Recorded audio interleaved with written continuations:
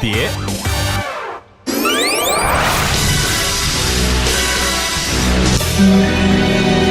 金牌大间谍，小病不要憋哦，怎么了？痛。发生什么事？哪里不舒服？就我刚刚剪指甲，不小心剪掉了一块肉，结果现在大拇哥变成蜜蜂的家了。什么意思？大家不是说吗？你只要有任何疑难杂症，找古大哥，或是呢脸书上的众神明去问就对了。我就开始上网查，查一查之后就去药局买了成药，结果我的大拇哥就变成这样了。我的天哪！你是神志不清了吗？你怎么相信网络上所说的呢？哎呦，我也很后悔啊！谁知道网络上那么多牛鬼蛇神，给我这么多错误的讯息啊！哎呀，是不是？是啊。哎呀，有病症不要拖，最重要是不要自作聪明，小毛病也可能变成大麻烦哦。现在赶快听听看医生怎么说，走。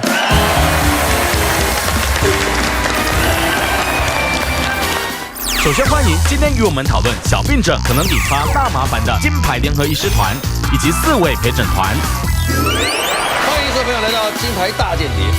相信呢，每一个人或多或少的身边都会听过一些亲朋好友原本的小毛病不去看医生，会造成的一些难以挽回的遗憾。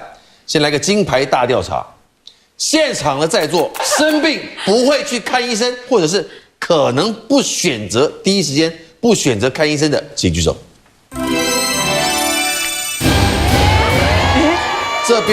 这边有一个朱心怡，有一个，这有2个，现场超过10位，请放下。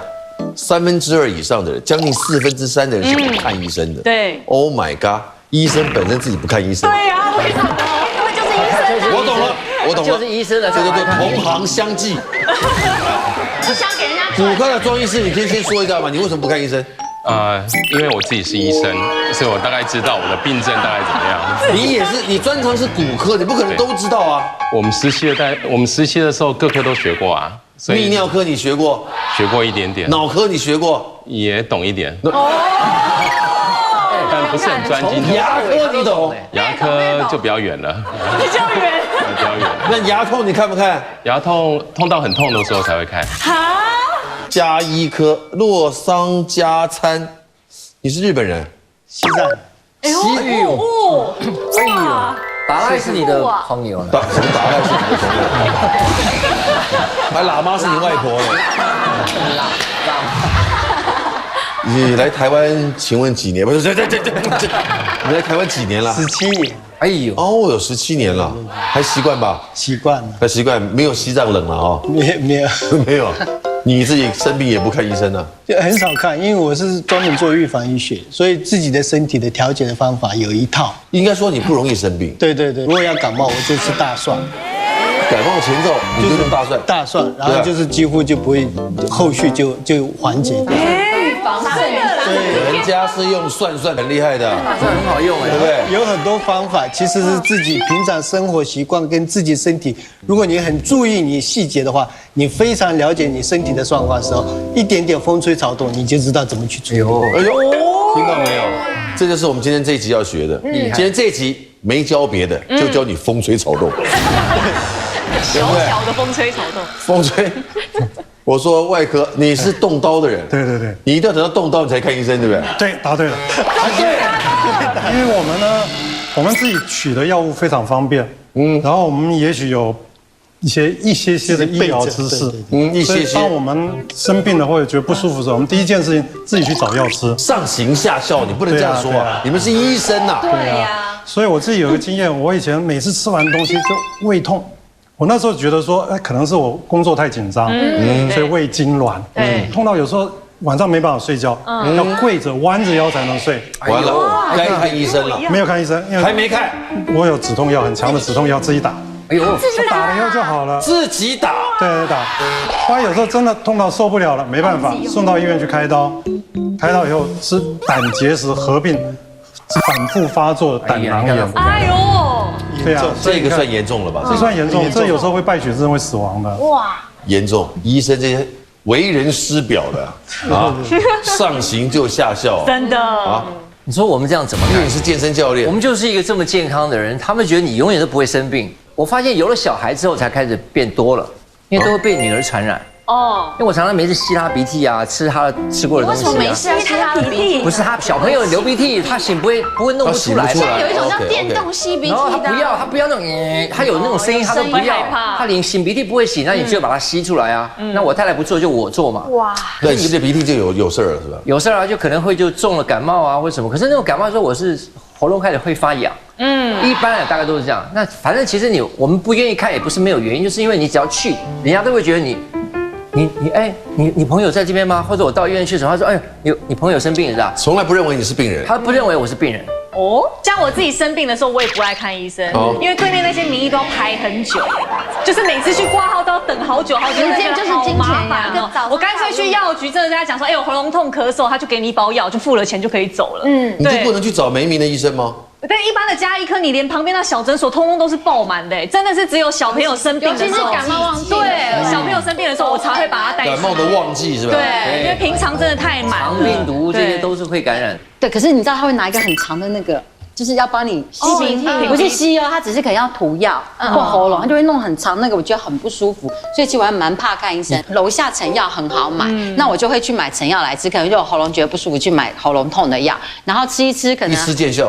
哎，没有，其实可能没好，我就会换一个牌子再吃。对，就觉得这应该买错了，对，我刚买错，我要买那个才对。然后他大概也一个足以说明大家普遍人的状态。对，你们大概3个人已经把人生百态大概说完了。为什么不喜欢看医生都说了，但是为什么你喜欢看？为什么？我好喜欢看医生哦。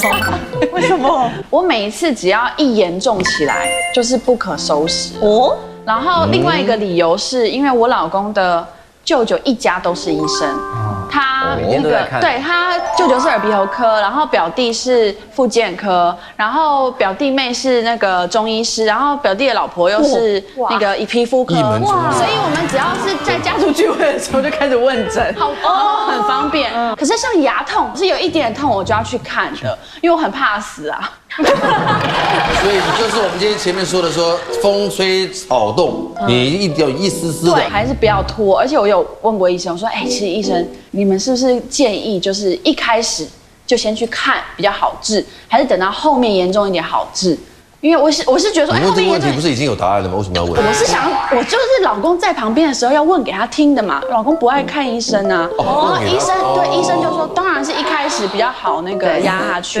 虽然说病毒也不是说就是有效药可以治的，对不对？因为一个小病，因为一个不在乎，一个无所谓，而不去就医，放弃了最好的治疗的时间，而惹上了大麻烦。这是身边的很好的朋友的家人他就是说感冒，然后慢性咳嗽，然后他以为是小病，然后就是一直没有理，大概4、5个月以后去大医院检查，咳了4、5个月，对，都没有去看。我的同学咳了半年肺积水，肺积水，对，所以那时候就是说已经严重到这么程度，所以后来去查就已经肺腺癌末期，已经转到大脑跟骨头。肺腺癌末期，对。它会转到大脑跟骨头，对，最容易转移的，所以现在这几年肺腺癌死亡率非常高，很高。然后发生率他也没有抽烟啊，作息都正常。对，为什么是他们那些人这么倒霉啊？空气，对，就是现在的空气污染非常严重。大家都吸一样的空气，为什么是他们呢？还有些可能认为是环境荷尔蒙，环境荷尔蒙。所以这几年我舅妈也是这样走的，这几年发生率越来越多。对。但就是说，你不要说得了这种重病的时候，千万不要放弃。因为从那个时候，就说我有很多生活的方式调回来以后，目前还有希望。肺腺癌有救活的机会，有机会，一定要你吃的方法、生活的方法、你的睡眠调息、运动全部配合起来，就有机会。我手上有好几个案例，这样是成功的，已经是末期，已经走过来，所以不要放弃。对，千万不要放弃。我们今天有时候有轻忽的，对，不在意的，另外一个就是放弃了，对，反正救不活了，对，有吧？一般人就2种这样，有些是还是被吓死的，被吓死没有希望，就说医生说 OK， 你已经没希望，末期。医生其实是一个讲话是一种艺术，通常比较严重的是我要给他信心，比较不严重的是要威胁他去做预防，所以这是我的技巧。你们懂了没有？懂了。只要他讲话吓你的，表示你没什么事情。对。当然，如果他安慰你的时候，表示你没几天了。要注意，要有信心。哎呀，这个说话的艺术太高了。好可怕哦！你现在听懂了没有？我听懂了。天哪，你这样蛀烂掉了。可是你还好，没有，没事，我可以很健康。哦，其实你还是只要有刷牙就好，没问题的。完蛋了，我牙齿烂掉了。口腔癌。很可怕哎！来，徐我要分享一个非常非常悲惨的故事，那个是我是非常悲惨，因为他是我的高中同学，是我医学院同班同学。他是网球校队，他打得非常好。他以前打网球的时候，有时候就会流一点鼻血。他可能觉得因为太干燥嘛，运动量太大了，所以流一点鼻血。那他也去看一般的诊所，当然我们不是说诊所不好，诊所医生看一看觉得 OK 啦，应该是黏膜受伤了，也没什么关系。那进了医学院以后呢，他还是一样打球，不止流鼻血，他有时候会耳鸣，耳鸣出来咯。结果到医院去呢，到医学中心去做检查，也没有事，医生跟他说没什么问题。那接着我们就即将要毕业的时候，因为我们学了很多医疗常识，他也觉得我一定有病，事情不单纯。对，然后就到附设医院找我们的教授做进一步检查，就诊断出来是末期。食欲不佳别轻忽，可能是这个病。他平常都喝200的人哦，就他那天喝不到50，我就说我要看医生，就医生一看，哎呦，还好我有带去，因为他是大间谍，诊断出来是鼻咽癌末期。可是他不是才大学吗？其实有时候我们也不能怪检查的医生，因为有时候他那个时候可能还是比较深层的地方，需要做更精密的检查，只是医生没有帮他排到那么精密的检查。结果后来他在医学院毕业的前夕去世了。他虽然很努力的治疗，我们毕业纪念册上有这个同学，可是他没有拿到毕业证书。我要讲这个故事的意思是说，如果你有症状，你也赶快去治疗，尽量治疗去做检查或治疗，如果一直没有好，赶快换个医生，或做更进一步精密的检查。不要认为说可能就是这样子吧，因为当你症状一直持续都没有改善的话，恐怕还是有问题。我这个吓人啊！说，如果当初要不是好好自己这个底子好，要不然现在细切，他有细切过。对，现在我们就见不到面了。好不好？其实那个时候其实就是晚上在看电视，而且我还记得我就看他的节目，就一代嘛，看完之后，然后就是你就习惯你就起来，你就听到那个声音，好不好？那个关节动，对，就那种声音，咚一声，哎，起来，你也不在意，那咚一声，哎，其实一点点痛没有那么痛。那你上完之后回来继续看，也不太清楚，就是还是一样，因为你就拱在那边坐在那边看嘛，然后上床睡觉。第二天我还记得那一天是礼拜5。我是一整天的课，4堂课，我连续上了两堂课的时候，我发现我呼吸不上来了。我平常大概可以上去不换气，可以唱个2-3首歌那种感觉的，就是那个心肺太好，然后那气就是整个吸不上来，喘不过。对，你就会这样。那你带了麦，你又不能有那种，你不能有那种声音，那学生会跟着一起叫。对，所以好，你就忍着。那一堂课是硬撑着把课上完。哇，你还上完了？对，整整把它上完。上完之后，大家好，晚上见喽，晚上好，那大家回去吃中饭，然后就在那吃之后，觉得真的连饭也吃不下了，就觉得整个呼吸没有办法。我好像有一点点感觉上气就上不来了，气整个上不来，我就到了医院去，因为很爱面子，但是大家知道你是尤洋老师，所以我那时候还拿了一个包包，所以我连进去的时候我都还不想让人家知道我是一个生病的人进去，我还一副这样好走进去，好像去看病。对，就人家我也想让人家知道我是去探病而不是看自己，所以当他给我做个检查说马上要先照 X 光的时候，我也说好吧，他说你先照个 X 光，我 X 光一照完，他看到那个片子，他就说你不要。他发现我已经有一点症状不对的时候，他就说你不要动了，他要拿一个轮椅来推我。从 X 光他看到了什么？他看到我的 X 光照出来是一个洞，破了一个2公分的洞。他那个时候就说：“哎，你这破了一个洞，什么很严重？”我说：“这样好了，我说好，没关系，你要怎么处理我 OK？那你先答应我一件事情，就是说我可不可以先回家把我的包包换好放好，换衣服，我先喂一下狗，因为我狗早上没有喂。我说我先喂狗，然后弄好之后，我再回来医院里面，你再给我做诊疗。他说我现在如果放你走，你现在出去外面所有的责任我要来担。他不让我走，他怎么样都不让我走。然后我就赶快第一时间就马上弄完没多久，下午就直接动刀了，就开刀了，然后肺就切下了一小片。对我还要把它拍下来，我自己就切破掉那就是破掉那个地方。但是他说这种气胸是会在所谓的复发啊，或者说这个你当初没有第一时间弄好，那气上不来就那个。气胸的原因是什么？你呼吸太用力了。这刚好今天就在，所以刚才有讲到2个情况，第一个就是空气。因为我长时间，这算是职业伤害。我觉得我长时间是在密闭式的空间用这样所谓的空调，你永远不知道这个空调的那个空气滤清器有没有换过，或是那个你看我们讲说医院里面那些空气，它都没有去清过。那我是在室内的那个空气循环里面，而且就像所谓的大卖场，对，别人是2氧化碳全部上，我一个人就吸光光，我又在台上最高的地方，所以也是因为这样，你看我没有抽烟，没有喝酒，得气胸的在里面开刀的全部都是抽烟的老兵，抽烟抽很久的。其实这个很多是属于自发性气胸。自发性气胸，自发性气胸就是通常会发生在一些年轻人、活力很好的人，特别瘦的，他打篮球运动高一点的人，他就是气胸。对，他一下打就喘不过气来，那 X 光一照就一片白掉了。对，整片白掉。那我那时候之前，如果严重了，当然不是很严重了，可能也许我们放个胸管就可以了。严重一点，可能要把破损坏的肺也要切掉。你知道人在就是免疫力降低的时候，你就很容易被因为那种空气影响。我也因为这样一直咳，就是因为吸那些空气之后，我就一直咳到之后也是肺积水。我也得过肺积水，也是从后面给你插一个像筷子一样的针，从后面把你肺水给吸出来。我就是碰过这种，所以我觉得这个伤害最大的几乎都是肺。来，延误就医还有造成了牙科谢怀德谢医师来。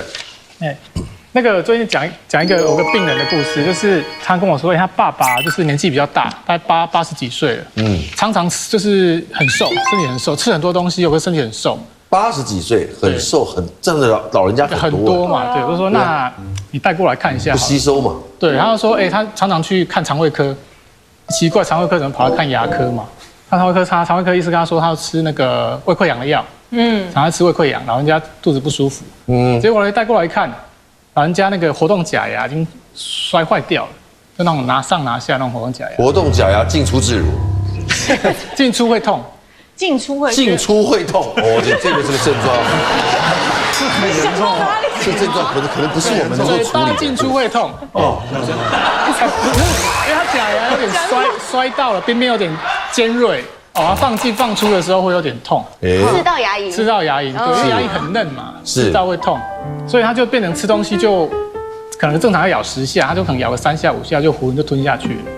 没什么咬就乱吞了，对，乱吞了，交给胃去帮忙是吧？是，所以他时间一久了，他就开始胃的负担就变大了，没错，就呈现出来就是一个胃溃疡的一个状况。胃溃疡就这样来了。是，后来呢，假牙把它重做，进出不会痛之后，胃溃疡就好了，妙了吧？这个胃溃疡的感觉，没想到只是一个进出的假牙，活动假牙，对，想都想不到。对呀，我之前有遇过一个女性的病患，大概30几岁，那她是由朋友介绍来看月经痛的问题。经痛，那她那时候看起来就是人瘦瘦的、干干的，然后脸色很暗沉、黑黑的这样子。然后那时候看经痛，因为我们看完之后就是帮她做针灸，那她一躺下，因为要针下腹的位置，然后就发现她腹部非常的硬。摸起来就是一个硬硬的一包这样子，因为我们正常的下腹，对，大家其实下腹是有脂肪，你摸起来它应该是有点软，有点弹性，它摸下去就动，就是一个硬硬的，然后很大一坨这样子。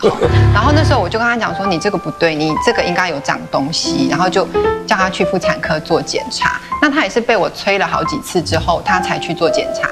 然后去做检查，就发现他子宫已经有一个大概10公分左右的大肌瘤。对，子宫肌瘤有10公分了。对，然后我就问他说：“你肚子这样大，你都不会觉得奇怪吗？”他说：“我可能想说只是便秘或者是变胖，但他其实人是瘦的。我遇过好多个女孩子都是这样子的状况，就是你后来发现她肌瘤很大的时候，你问她，她都会说：我觉得我只是变胖。”可是所以只要是女孩子人很纤瘦，可是肚子是大肿胀的，大概都有问题。有可能，那你要摸它，如果是很硬的那种，就有可能是有长肌瘤的一个状况。宿便有可能是硬的嘛？对，但是它们是一个圆很明显的一个形状，这样。那我遇过好几个女孩，她们其实我觉得她们应该都知道自己有一点问题，因为没有理由只有大一颗在这里，可她们就会有一种排斥，不敢看，对，她不敢看，很多都是这样，她不敢看，即便她看了。知道有，他们也不愿意去做治疗。而且有肌瘤的人不只是痛经而已啊，他有别的症状。对，有时候痛经、排便不顺，所以他就觉得只是便秘大肚子这样子。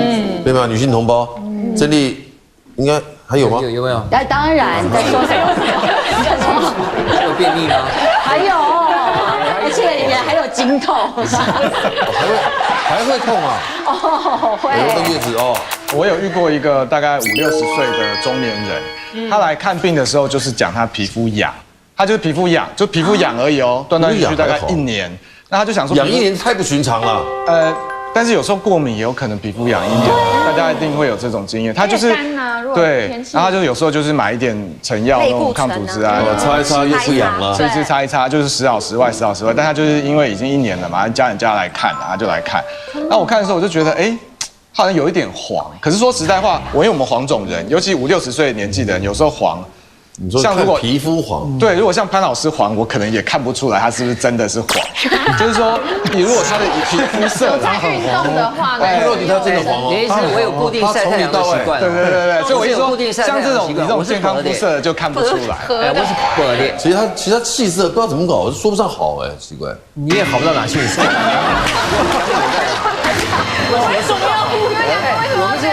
我是要不今天下午，要不今天有录影，我下午就要晒太阳了。因为我会习惯性晒太阳是走气的，推出去晒吗？我会自己出去晒太阳，因为我固定会晒太阳。好，注意这边，来继续。对啊，所以他就是也是一样，就是有点这样子黄黄黑黑的。可是其实你也觉得还好，但是因为我就想说，还是其实我有看那个眼白哦，也还好哦，但我想说还是验一下好了，我就帮他验黄疸，结果一验就发现他的那个黄疸指数有高，肝功能也有异常，就还发现他是胆管癌。胆管癌就是说。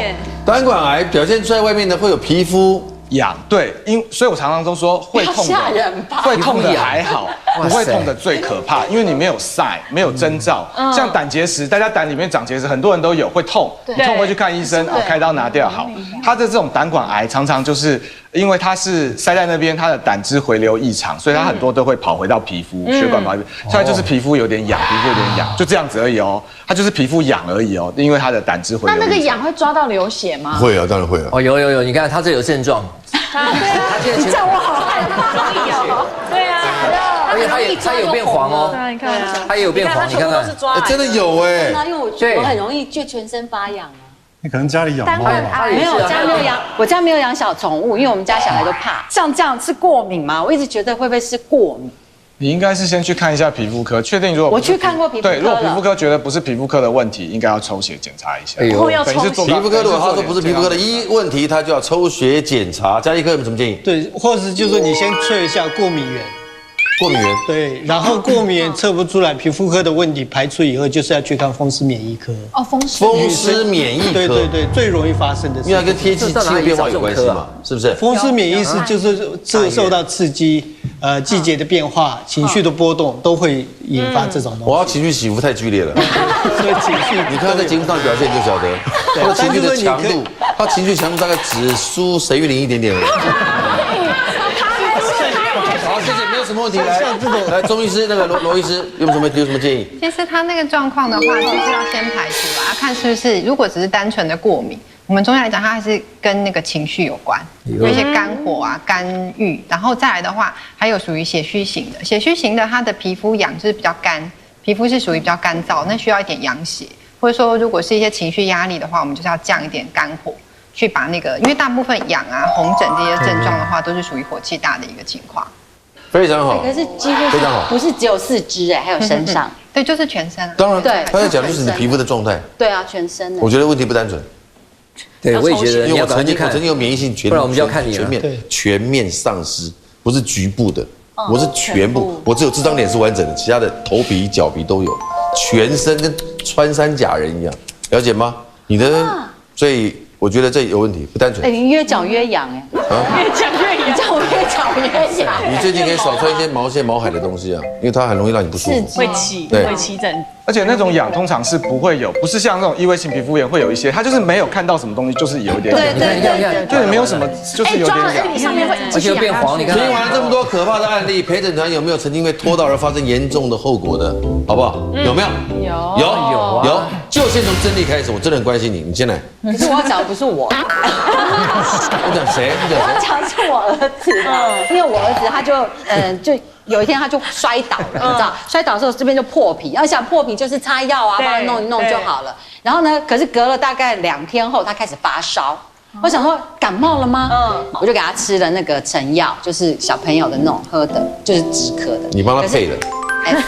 那个对，反正就是买的，然后就喝3天，因为通常小朋友烧就是要烧3天，所以我也只觉得 OK。可是因为到了第4天还在烧，那个第4天刚好又是星期天，所以呢，我想说，哎，那不行，还在烧，医院没开。他爸说那就去挂急诊，然后挂急诊后发现是。汽车扭上脚，各种成药全上场。刚买回脚趾，绕一圈回来，他脚够不到，哎呦，整个就翻船了。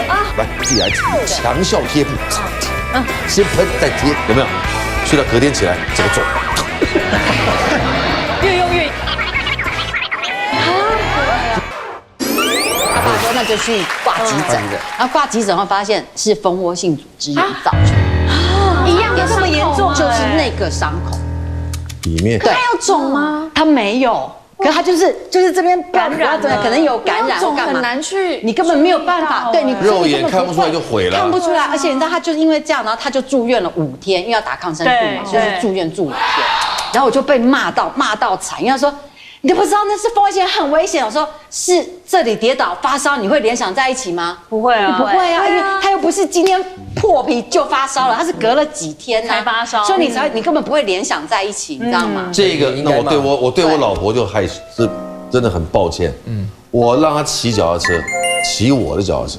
我说要骑脚，坐得要高，你不要坐的那样子，脚坐的又不是小孩子，对不对？脚踏车呢，大人骑要大人的那个高度，来骑我的。他骑，哎，好骑也刚买回来脚踏车，绕一圈回来以后呢，他脚够不到，没算到那个，没踩到，他就下去了，咔，哎呦，整个就翻船了啊，很痛。他这一翻船之后呢，这一扭到，哎呦，赶快处理，先冰敷，冰敷，哎呦，他疼痛感降低了，来不及看医生，礼拜6、礼拜天他没开，来自己来处理，云南白药，啊，整个喷。大干的雄厚，然后呢，再来拿那个什么，这个药布，强效贴布，先喷再贴，有没有？睡到隔天起来，整个肿。越用越严重。蜂窝性组织炎对啊，就它的表皮溃烂了，哎呦，然后整个变成像摸起来好像鳄鱼一样那个皮，你知道很红肿，你知道吗？啊，我对他乱抱歉的，对我老婆真的。对不起，是不是？对呀，蜂窝性组织炎是不是跟体质有关系呀？之前有一个案例新闻报很大，是就是一个小朋友就是蛀牙，像这样子，这么大一个蛀牙，哎呦，就这么大，这么大一个。但是其实你看到他已经蛀到里面神经都烂了，所以他其实也不痛，蛀成这样还不痛，因为他神经已经烂掉了，他痛过去就不痛了，蛀到神经就烂就不痛了，所以他一颗一颗一直蛀嘛，最初那些都是细菌，这嘴巴都是细菌嘛。那细菌很浓的时候，就是有感染的就是感染的来源，所以就变成脸部的蜂窝性组织炎。之前脸部的蜂窝性组织炎，那直接到我们的脑部是很接近的嘛，所以是会有生命危险。为什么要说什么过敏啊、神经不舒服啊？那个疹子上到头就要小心了。真的，疹子上到头，通常在颈部以下，能上到头去，大概状况都有点危急。因为他全口都蛀牙嘛，所以他牙齿其实基本上要拔掉的。然后后来他是因为总不会拔一整个嘴巴吧？全拔，要全拔。小朋友本身有心脏病的问题，哎呦，那后来就是因为有心脏病问题，变麻醉风险又很高，对，结果呢，所以能够麻越少次越好，所以只麻一次全部拔光。哎呦，结果后来呢走了，对，为什么麻醉？结果不是因为拔牙走了，是因为麻醉造成其他的问题并发症而走。所以其实小朋友的蛀牙，因为小朋友爸妈在帮他刷牙，其实很困难，因为小朋友会挣扎嘛。而且爸妈说很难刷就算了。可是小朋友蛀牙，其实小朋友的牙齿它的那个结构跟成年人牙是不一样的。蛀牙一蛀进去就是整个是散开的，像散弹枪一样。那有些爸妈如果说不照顾了，就一直放，就很容易变成小朋友的蜂窝性组织炎最多。所以看到小朋友脸就会叫人家涂佛嘛。对。来，朱欣怡。有一阵子，我儿子呢就生病了，然后因为我想说小孩子生病嘛，其实我很想带他赶快看医生，可是又觉得说小孩吃太多药也不太好，对，就有一天早上喂他喝奶奶，他平常都喝200的人哦，就他那天喝不到50，我就觉得他奇怪了，我就说我要去看医生，我老公说不要，他觉得他小孩子就是跑跑跳跳多喝水，还有他要多喝水，吃维他命 C 应该就会好了。我说可是我觉得不对，因为他平常那么爱喝奶奶的人，他今天早上50都喝不到，我觉得他可能喉咙有不舒服了吧？这样已经可能影响到喉咙了。你认为不可能那么没胃口是吧？对，我觉得我儿子是超爱吃的，怎么可能200奶奶一定是都要喝，还要再另外加的。他那天就都是喝不够的，不可能喝不完。对，然后那天就觉得很奇怪，然后老公就说，我就说那不然这样好不好？如果没事，我叫医生不要给他开药。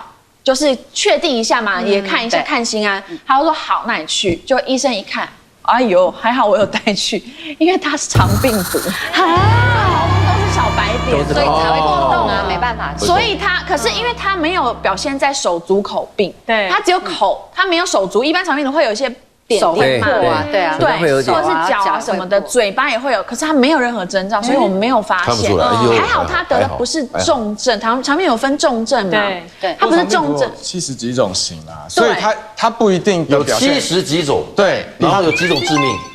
也不能讲几种致命，因为它都有可能。它最大的问题是它容易跑到脑部，所以它有时候会有脑炎、脑膜炎，有的还会跑到脊椎，因为我们就看过，就是跑到脊椎变瘫痪的有。所以其实重点是说，至少你要知道嘛，就算你只是对肠病毒也是呼吸道感染而已啊，但至少你要给医生看过，你好确定。那万一发生什么，比如说肠病毒重症前兆会抽搐啊，你就要赶快送医院啊。你要先知道你是什么病嘛，你才知道。这个如果当普通感冒，他普通不舒服的来看待他的话，那后果就不该设想了。总是医生要告诉你说你发生什么，因为他常常重症是睡觉的时候会有点抽搐的现象，对，万一要脱水怎么办？所以小朋友千万不能轻忽，为什么？你小朋友其实能跑、能跳、能吃就好，但是如果他吃不下、跑不动、拉不出来，这就危险了。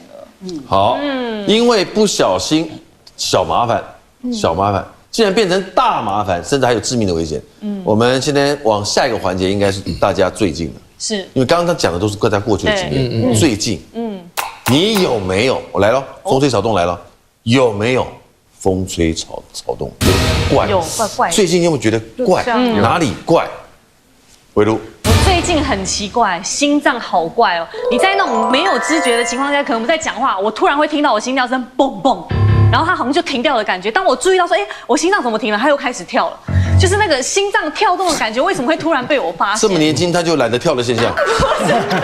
不是，叫心律不整吧？我就去上网查，他们说会不会是因为我心悸，就是可能喝咖啡？可是我这种跳动的情况不是在我喝咖啡之后发生哦。心悸到底是跳多长时间呢？它是跳2下？跳2、3下，应该是一直跳。就是说，这是一种心律不整嘛。现在你女生，有你瘦又高的话，第一个要怀疑你心脏有什么，比如说瓣膜有点脱垂，可能要做进一步的心脏超音波检查。要超音波？对。啊，不超他的建议是不会啊，只是找专业医生嘛，心脏科专业医生。你还是需要看的。做进一步的。我觉得你注意到这里是很重要的。对。有人就不当一回事，觉得无所谓。我这辈子没有发生过这样的一个事情，就是我有一天早上起来晕眩。我晕到吐，晕到我都趴在马桶边吐，然后我女儿还来拍我说：“爸爸你怎么了？你怎么了？”我晕到我没有办法对焦了，天旋地转。我想说眼睛闭起来看看，眼睛闭起来看它是没有中，可是我如果一侧啊又开始转了，我就去检查出我没有任何的问题，看了什么都反正都没有。那个晕是什么？到底是什么原因？我到现在还搞不太清楚。可是他有跟我讲说，我知道我在那个晕眩之前的那1个礼拜工作量大概暴增2倍，就是可能一大早7点钟就要去，可能就要到南部去，然后晚上一整天这样回来跳跟录影跟活动，所以就变成是不是因为太劳累，导致我这样子的状况？其实晕眩的原因很多，但就是说第一个要考虑的是不是大脑里面有出问题。如果大脑里面造成的就是 central nervous system， 就是这个没有出问题造成的晕眩，通常都是那个耳朵的问题。就说你失衡那个平衡管失衡，然后突然恶心呕吐了，声音乐听了太大声，都有可能。所以有时就是调回来就这样子。但就说这种常常有些人会复发，季节变化、情绪变动，或是有些女生就说生理期或者这样子，就是不是跟更年期有关系啊？荷尔蒙都有关系，也有可能。可是我应该有这么多的可能，对，他这样的一个症状有这么多的可能啊，但是还要注意到，还是要做进一步的，注意到脑部的血管，脑部的东西，脑部血管要注意到，或高血压，你只要神经内科、心脏内科再加耳鼻喉科看完，整个都解决了。哦，哪3个科讲一遍来？心脏内科、耳鼻喉科、神经外科、神经内科、神经内科。这这3颗哦，对，3颗，对，3颗一起检查就会找出答案。能多看就看一看吧，真的，好可怕。对啊，因为我一直觉得我还蛮健康，但是我发现我最近起床的时候，起床都没问题，重点是下床开始走路的时候，我觉得我的脚一直都是麻的，大概要走到10步、11步的时候才会开始渐渐有知觉，这样是正常的吗？睡姿不正确。媳妇贴心送健检，意外查出病症。媳妇就送他做个健康检查券，他就去医院做了检查 ，X 光一照，看到一个异样的现象，马上做进一步检查。那会不会不要检查他反而活？很多人就有这种心理，就像我的岳母一样，我说我送你去检查，他说我不要，他检查出来怎么办？我妈也是这样哎。可是我说不能，要相信科学，相信医学。金牌大间谍。下床开始走路的时候，我觉得我的脚一直都是麻的，大概要走到10步、11步的时候才会开始渐渐有知觉，这样是正常的吗？睡姿不正常。当然，它那个位置哈，在脚掌的地方哈，我们担心说会不会腰椎哈，在4、5节这边有椎间盘突出压到你的神经根。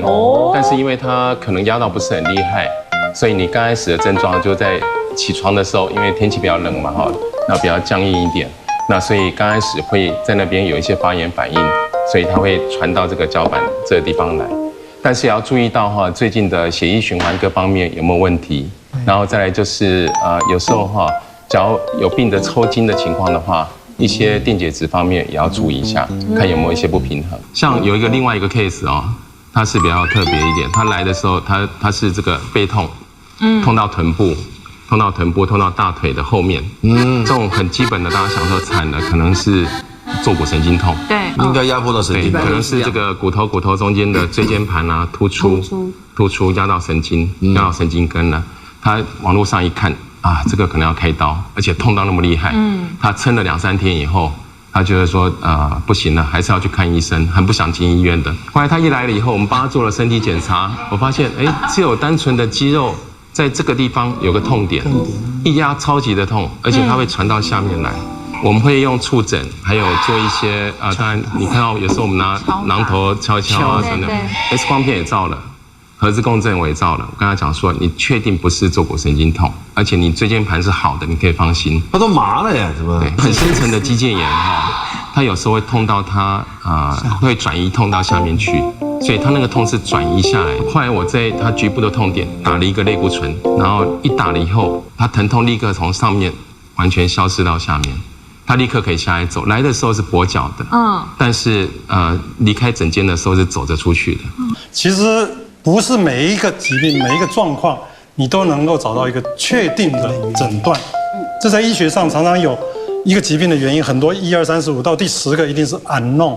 不明原因，有时候也会有这种情形，所以只要你关心自己的身体有症状，不要忘记去做一些早期的去做一些检查最重要。有时候看了检查的报告以后，也会觉得他不知道为什么，像看了报告就觉得自己已经检查过了，可是报告上面的一些提醒，有时候会忽略它。对，我们的节目当然就是希望能够早期发现问题，然后彻底的治疗，完整的治疗，把它治疗好，这是我们的目的。所以呢。健康检查非常重要，我要分享一个经验哦。有一个40岁的公司负责人，他去做一般的健康检查，只是检查大便的潜血反应。潜血反应是什么意思呢？就大便里面有没有看到红血球细胞？结果检查出来是有，那医生就建议他说做进一步的大肠内视镜检查。他听话了，他去做检查，就做了检查以后看到有一个息肉1公分多，但形状长得怪怪的。那医生就把它拿掉，送去化验，是早期的大肠癌。还好是早期。那这拿掉就好了，没事了。拿掉他什么都不用做了，只要定期追踪而已。到现在他还可以去参加铁人三项的比赛，哇，非常好。所以检查很重要，有时候只是一个很简单的检查，大便验个有没有红血球细胞，就可以。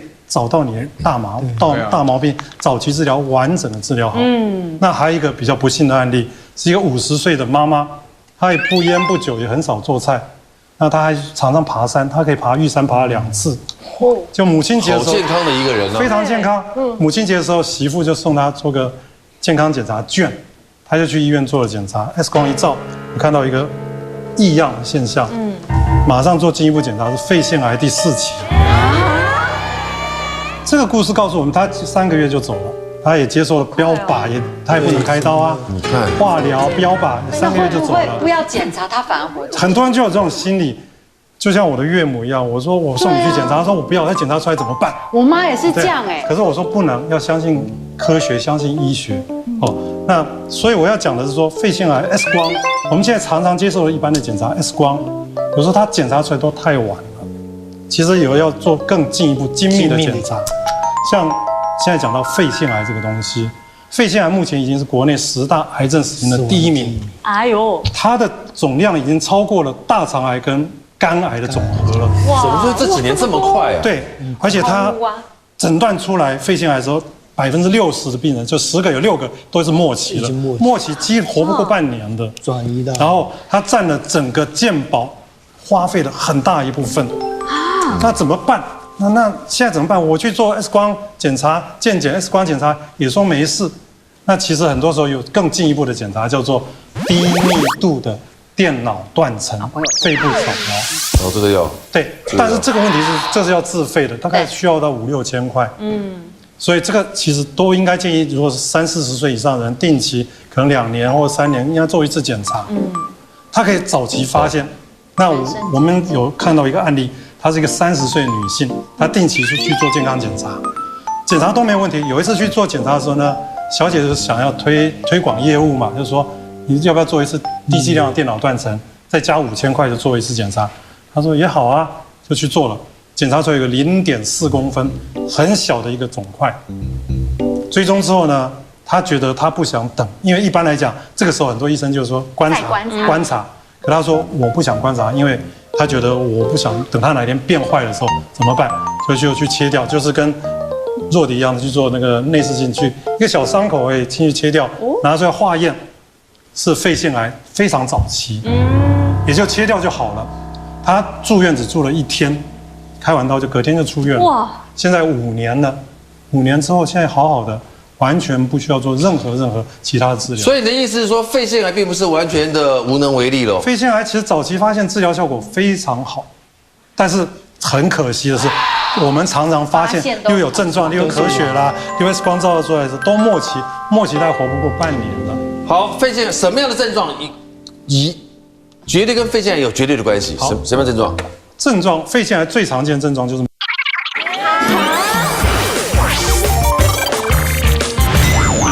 金牌大间谍。